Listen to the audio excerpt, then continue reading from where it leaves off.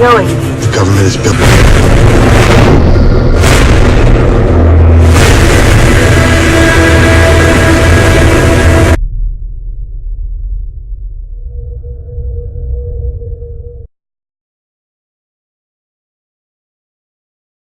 Rahman, what do you think about the movie? It's all true. It's very true. It's gonna happen in the future. I'm gonna tell you. I'm the only reason that your life's gonna be saved. Watch out. Okay? Brian, what do you think about the movie? I think it's exaggerated. I'll show you how it really is. Heat waves. What are heat waves? Heat waves are very long periods of humid and hot conditions. Why do heat waves happen? Global warming is making heat waves more frequent. It also increases the chance for extreme weather to occur, such as hail and random storms. How do heat waves happen? Heat waves happen when a hot air mass moves into an area and stays for a week or many days. What are the effects of heat waves?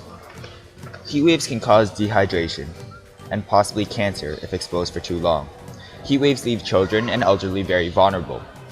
It also creates droughts and increases the amount of forest fires. These forest fires are responsible for many deaths of many humans. An example of a heat wave was the Midwest heat wave in the summer of 2012. This specific heat wave broke many records in the US and Canada. The topic that I'm going to discuss is flooding. What is flooding? Flooding occurs when a region or area is submerged in water. How does this occur? When a given body of water is exposed to heat, evaporation occurs, causing water levels to deplete. As water levels deplete, more water is being added into the atmosphere in the form of vapor. During the summertime, this water falls back to the earth as rain.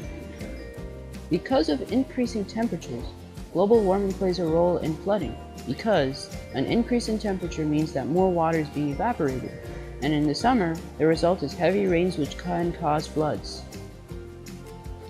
If the same were to happen in the wintertime, snowstorms or ice storms would occur.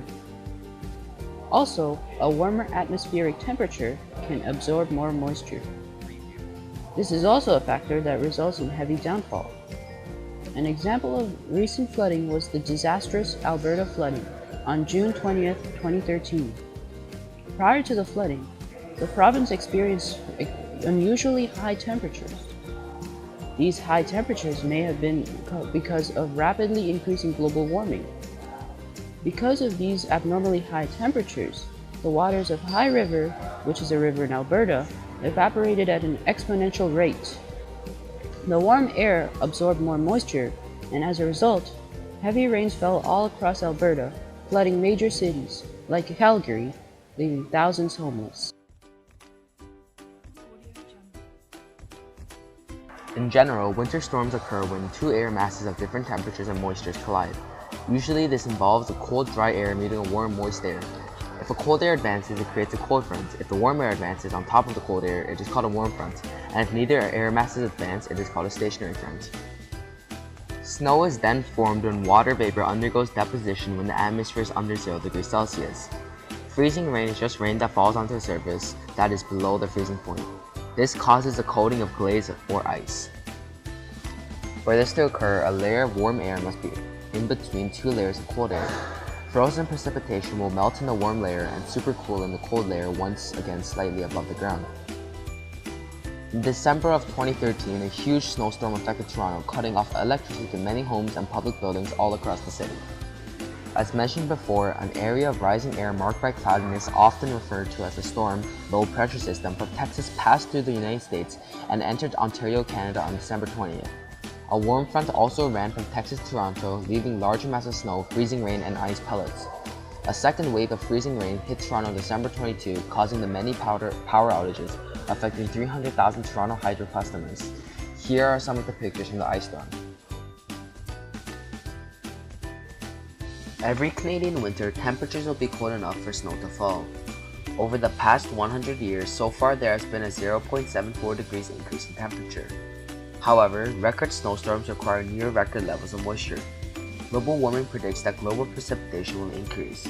This will occur since evaporation of moisture from the oceans increases, resulting in more water, hence more vapor in the air. Water vapor in the global atmosphere increased about 5% over the past century.